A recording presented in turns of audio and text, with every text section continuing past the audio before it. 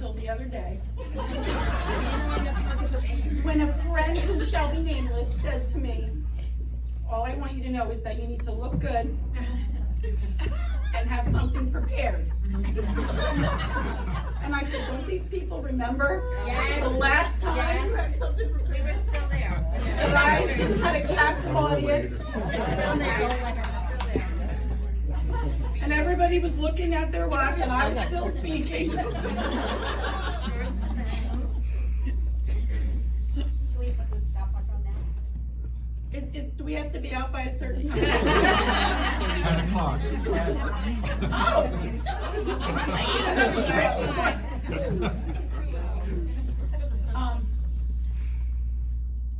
I want to start by thanking everybody that came out tonight, like especially those of you that are still employed. Raise your hand, who are you? Who are you people that are still working? So it's kind of more like sort of the middle of the people that aren't.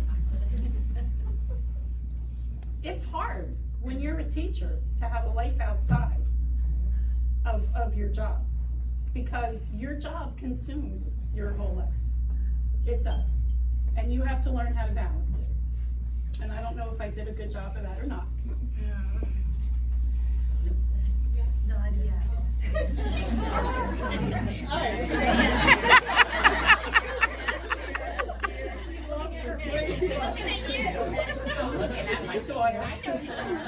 My daughter Kendall, everybody, who I told Kendall I'm so happy that she was able to come here tonight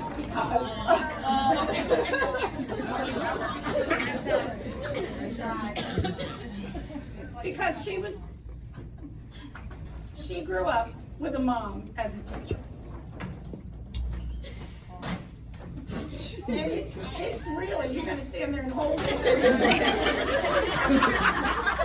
Van White's ladies and gentlemen. Let me backtrack a little bit. When I was a kid, I remember my grandmother asking me, what did I want to be when I grow up? My mom's mom. And I remember saying, I don't know. I want to be either a nurse or a teacher. Well, you know, if you're a nurse, you're going to have to wipe old men's butts. So I decided I was going to be a teacher. And once I make a decision, I go for it whole hog. So when I graduated college, I was offered a couple of jobs. And I know that at the time, Ken Dalton was the principal of Whiting School, and Tony Vaz was the principal of Ridgeway. And they were both people that knew me from when I was a child. As a matter of fact, when I was in high school, I used to work at Whiting School in the office during the summer and after school. And I remember one day in the summer, Ken Dalton was supposed to come to work, but I was already at work. The secretary was on vacation. There was a custodian in the building.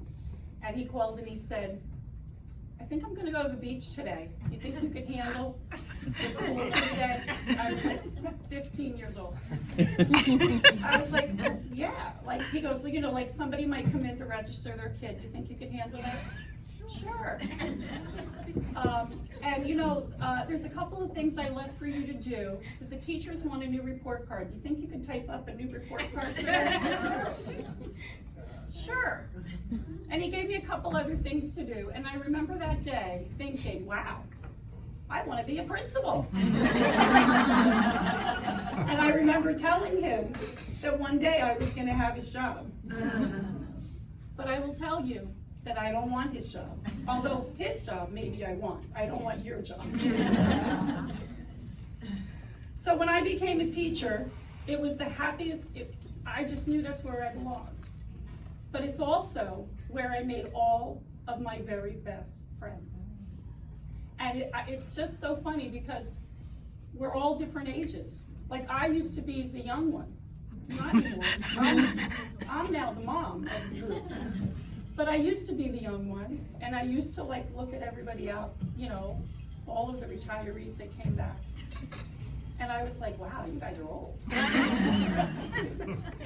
Now I aspire to be like you. My first year, Tony Vaz had a job for me, second grade at Whiting. It was a brand new class they were creating. Those of you that were at Ridgeway then, Peggy Carter was teaching second then. It was a brand new second grade class they were creating, and there was no room, so they were gonna put me in the library. Okay. Now, at the time, this was before all the codes that are today. So Ridgeway School was not the huge building that it is today, but it was just the front hall and the first grade wing and the second grade wing and the fourth and fifth grade wing. There was no back. Where the gym is and whatever's in the back, that was the roadway.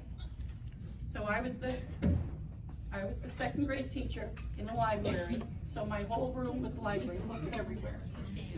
And there was a big tar machine outside the window, because they were tarring the roof. The roof was flat, and they had to tar it all the time so that it wouldn't leak whenever it rained.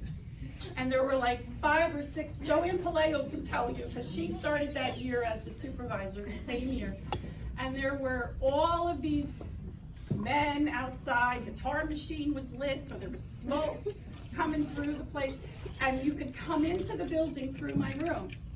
And there was a little closet, and it had a payphone and a toilet, right? And teachers that needed to make personal phone calls could go in there and use the payphone, because this is before the days of cell phones. Maybe, yes. Construction workers that need to use the bathroom could come in and use the bathroom. And I had 24 or 5 second graders. They brought in some desks. The librarian was he was an older man that they had just hired the same year. And on Wednesdays, he was in the room all day. And he had one of those old-fashioned typewriters, and he was typing out like the card catalog things. You guys don't even know what I'm talking about. Teachers would come in the room during the day. Remember, Maureen? They would just get whatever books they needed. I just kept teaching. I was just happy as can be. I was living at home that year with my parents and my sister, my brother. I think my brother was still there. And I remember my dad saying to me, "What do you make, 50 cents an hour?" Because every night I would come home and there would be stuff to do. You didn't just come home and you just had stuff to do for school. But I loved it. It was the best thing in the world.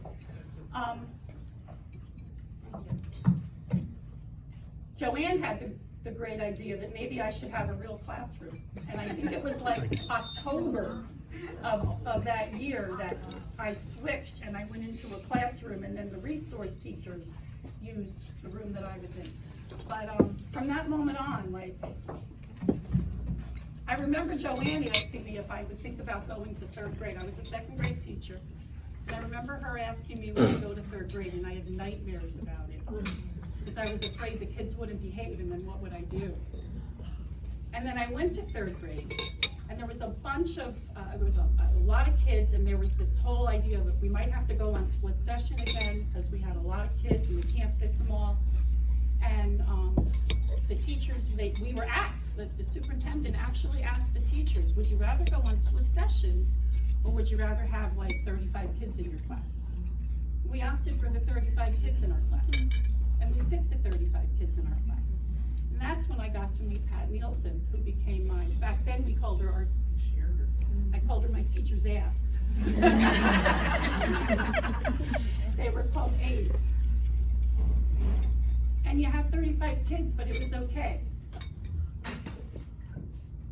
It was such a wonderful school. And then they decided to build onto the school. And I remember when I was pregnant with Casey, they were going to use my room as an office for the summer, and they had to like move me. So I remember Maureen was my basic skills teacher, and she'd come in and she would teach, and then I would start taking things, and I'm climbing up on ladders, and I was pregnant with Casey, and she's like, "What are you doing?" "Don't worry, I gotta do it myself." We had to move into a different room so that they could do something to the room we were in. And a bunch of us, for like a period of time, had to move somewhere else with our class. We just did it. We just did it. when they put the new windows in. Ridgeway used to have those cinder block glass things, and they had to knock them over. Joanne figured out how to make it work. None of the men involved could. Not even the male superintendent could. What is that? I loved Ridgeway School. It was my home for 26 years. I made some of my closest friends that we're still close with today. Our kids grew up together. We were at each other's weddings. That's what it's all about. Then they kicked me out.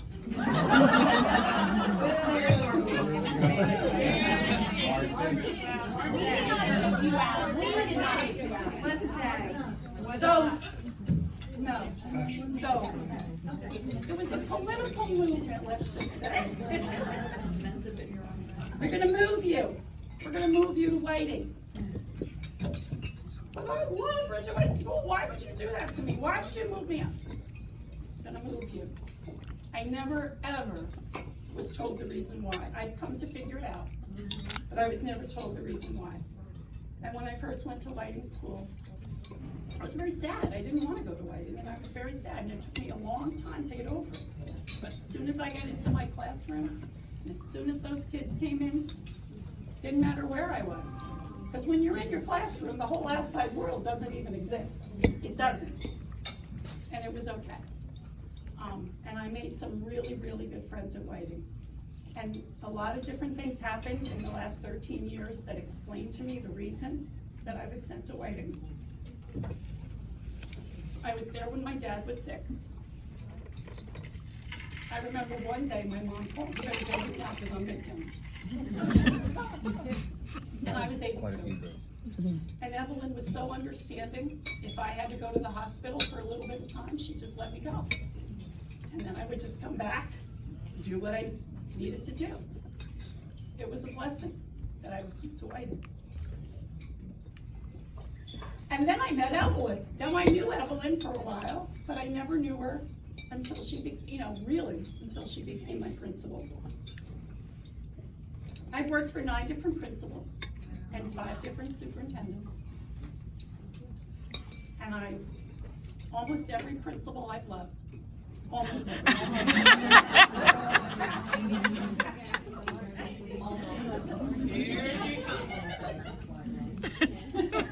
But Evelyn became to me more than my principal. She became my really good friend. That's all I'm going to say. So I have a lot of really good friends in this room. But those of you that are still at Whiting, that are going to be there for a long time, because you're so stinking young, you need to count your blessings that you have Evelyn as your principal. You really do.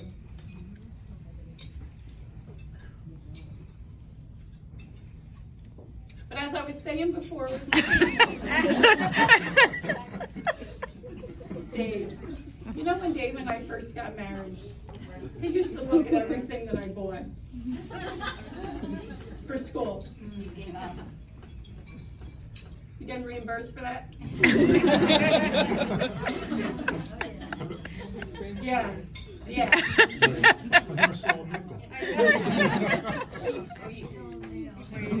You gonna do homework all night long? Yeah. I'm almost done. And my girls, they had to share me with my homework. I'll tell you, when you started school and your sister, my other daughter Casey is in Washington State right now. Not where Kelsey is, on the other side. She sent a picture today. There's like snow in the background, but it's 80 degrees. I don't understand. She's on vacation. But I remember when you and your sister both started school, you couldn't wait to get homework. Because every night I did homework, and you couldn't wait to get it.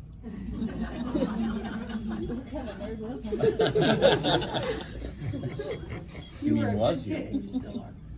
My daughter Kendall, if you haven't met her yet, that's my daughter Kendall. I like to embarrass her.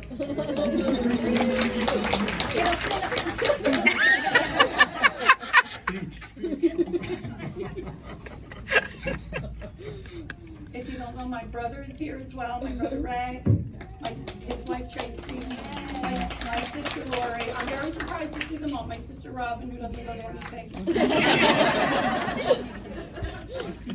If it was a pack Benatar. My mom, very talented.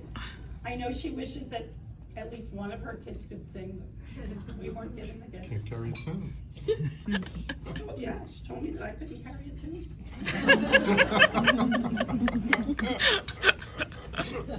Never stopped you You anyway. don't hear so great, so you probably sing great. She heard that. I just want to thank you all, though. I want to thank you all for taking the time out to come out here and celebrate with me. People ask me how many days I have left. I really don't know. I know the rest of you know. As much as I love teaching, and as much as I love what I do at Whiting School, I want to be like Johnny Carson. Do you know who Johnny Carson is? And I want to leave while people still like me, while people still want me to stay. I don't want to overstay my welcome, but I am going to be very sad to leave. And I don't know what I'm going to be like the last day of school. So if somebody would have a glass of wine waiting for me in the parking lot, I would be here.